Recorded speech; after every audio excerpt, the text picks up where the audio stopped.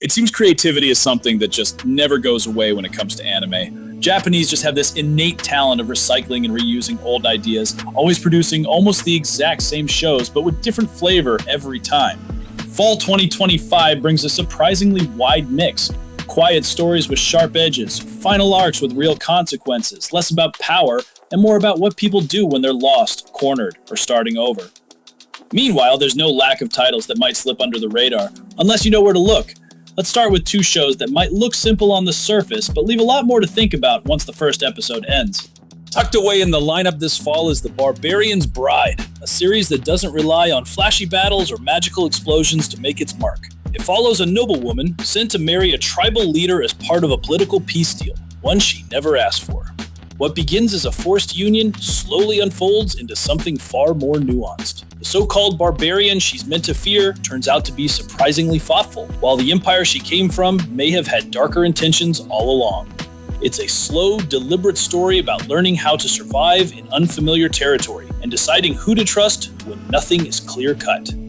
Not every fantasy has to start with a prophecy. Some begin with a backpack and a quiet patch of forest. A gatherer's adventure in Isekai takes a softer approach, following a man who wakes up in another world with no grand mission, just a solid knowledge of plants and a willingness to keep going. As he starts collecting herbs and crafting basic potions, it's clear he's not here to save anyone, but that doesn't stop others from noticing his quiet skill. The stakes creep in gradually, and before long, he's caught in a struggle between kingdoms, all because of the value growing in his garden. It's a calm, grounded story that might surprise you with how much it sticks.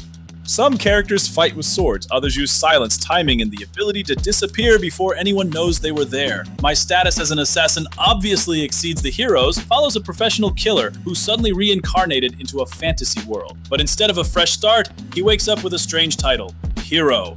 It's not a role he asked for, and he knows better than to trust the people who gave it to him. The series leans into moral ambiguity. He's deadly calculating and doesn't believe in fairy tale solutions. But as cracks begin to show in the kingdom's perfect image, his skills become a different kind of justice. It's part action, part psychological slow burn, and never quite what it seems on the surface. Where that story is cold and precise, the dark history of the reincarnated Villainess is chaotic, emotional, and just a little unhinged.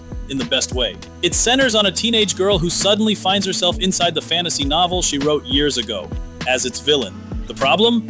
Everything she made up in middle school is now horrifyingly real, from dramatic betrayals to cruel punishments, and she remembers exactly how the story ends, for her. What follows is a mix of panic, improvisation, and awkward charm as she desperately tries to change her fate while navigating a world she accidentally made way too dark. It's self-aware, funny, and surprisingly sharp, especially when it leans into the question of what happens when your own imagination turns against you. Now, we leave behind the shadows and secrets, and step into a world where magic is more than power. It's a system you were never meant to understand. Magic in anime is often treated like a tool. Cast a fireball, heal a wound, save the day. But Witch Hat Atelier takes a very different approach. In this world, magic is real, powerful, and heavily restricted. Only an elite circle of witches are allowed to practice it, and the rules surrounding its use are enforced with almost religious intensity. At the heart of the story is Coco, a curious girl who dreams of magic but lives in a village where it's forbidden. Her life changes the moment she accidentally discovers how spells are really written, through symbols and ink, not just incantations. That small discovery sets off a chain of consequences that pulls her into the world of witches, not as a welcome guest, but as someone who broke a sacred rule. What makes this series stand out isn't flashy battles or over-the-top magic systems, it's how carefully everything is constructed. Magic here has logic, weight, and risk. Every spell comes with consequences, and every secret that's revealed adds another layer of complexity. The world feels lived in, mysterious, and sometimes even intimidating. But at its core, it's a coming-of-age story about curiosity, mentorship, and the dangerous line between knowledge and power. Visually, it's one of the most striking anime of the season. The art style leans into soft storybook illustrations with fine detail that makes even quiet moments feel magical. It's slower paced, yes, but every scene feels intentional, like part of a larger puzzle slowly coming together. If you're looking for something a bit more thoughtful this fall, Witch Hat Atelier might be the one that stays with you long after the season ends. But that's enough about magic. Now we shift from arcane symbols and forgotten spells to something much closer to home: family, identity, and the quiet moments between world-saving missions. Fantasy doesn't always mean dragons and ancient curses. Sometimes the most powerful stories are the ones grounded in relationships. Messy, heartfelt, and human. Spy Family Season 3 continues to explore that delicate balance between espionage and everyday life. On the surface, Lloyd is a world-class spy. Yor is a deadly assassin. And Anya, a mind-reading child who just wants to pass her spelling test and impress her fake parents. But beneath all the lies and code names is a family that, strangely, starts to feel real. This season deepens that emotional core. Missions get riskier, secrets press closer to the surface, and small cracks begin to show in the Forger family's perfect act. But those cracks also make the characters more vulnerable and more relatable. It's not about whether they'll succeed in their roles, it's about whether they'll choose each other, even when they don't have to. Meanwhile, My Hero Academia Season 8 is heading into uncharted territory. For years, we've watched Deku grow from a powerless boy into someone capable of carrying the hopes of an entire generation. Now, with the endgame approaching, that weight is heavier than ever. The heroes are scattered, the villains are more dangerous and organized than they've ever been, and the line between good and evil is blurring fast. This season picks up where the last one left off. Fragments of trust are breaking, and everyone's being forced to face the consequences of choices they can't undo. It's no longer about winning fights, it's about holding on to your ideals when the world keeps telling you they don't work. What makes both of these series stand out this fall isn't just the action or the plot twists, it's how well they handle emotional stakes. Whether it's a makeshift family built on lies or a group of students trying to stay hopeful in a collapsing world, both shows ask the same question in very different ways. What does it mean to protect something you care about, even when everything's falling apart? Up next, we step out of the quiet and into the chaos, where films take center stage and even the most brutal stories get a shot at something cinematic. There's something different about anime films. They don't just continue a story, they sharpen it, raise the stakes, and demand your full attention. And this fall, a few major titles are doing exactly that. Chainsawman, the Reze arc, brings one of the manga's most emotionally charged chapters to the screen, and for fans who have followed Denji's story, this one hits differently. At first, it seems like something new for him. Someone soft-spoken, someone kind, someone who doesn't immediately want to use him. Reze walks into Denji's life like a breath of fresh air, but of course, nothing in Chainsaw Man is ever that simple. What follows is equal parts connection and deception, with one of the most intense, fast-paced showdowns in the series so far. The action is brutal, the emotions are confusing, and by the time it's over, something inside Denji changes. Not because of the fight, but because of what it cost him afterward.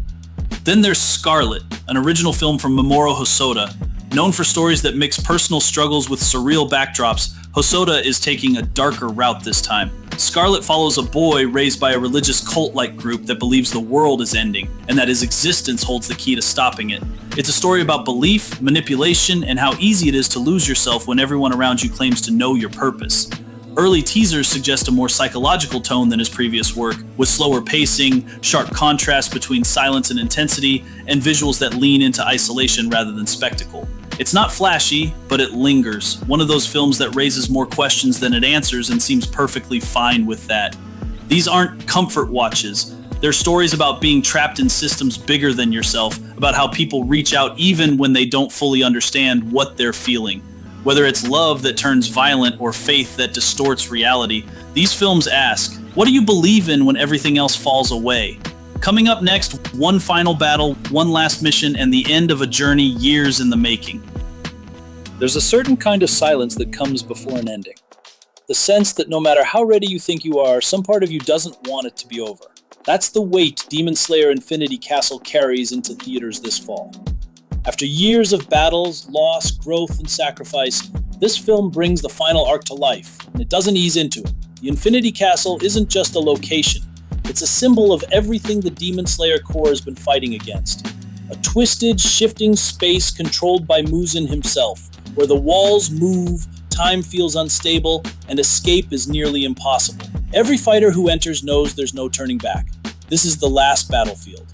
But what makes this arc hit so hard isn't just the action, though the fights are some of the most intense and beautifully animated in the entire series. It's the emotional threads that have been quietly building from the very beginning. Characters who once felt invincible are suddenly vulnerable. Bonds are tested. Goodbyes feel inevitable even before they're spoken.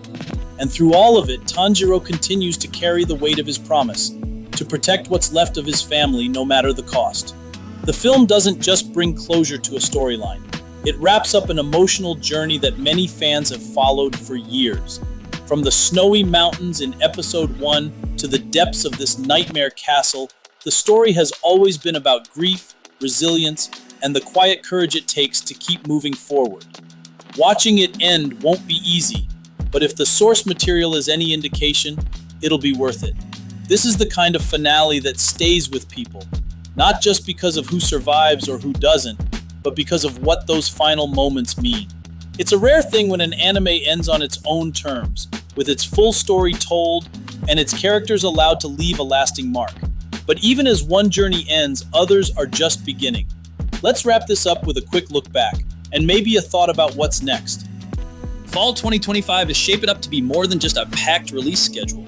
These stories, whether they're set in war-torn kingdoms, magical classrooms, or shifting castles, are all asking something deeper. What do we hold on to when everything around us changes? Some of these shows will take their time, others will hit hard from the first scene, but they all bring something worth watching, whether it's a quiet moment between unlikely allies or a final stand in the face of impossible odds. Which one spoke to you the most? Which world are you planning to step into first? Let us know in the comments. Maybe leave a like and subscribe to make a guy happy after hours of editing. Press on that bell icon too while you're at it so you will be notified about all of my latest new videos. And as for now, I'll catch you later.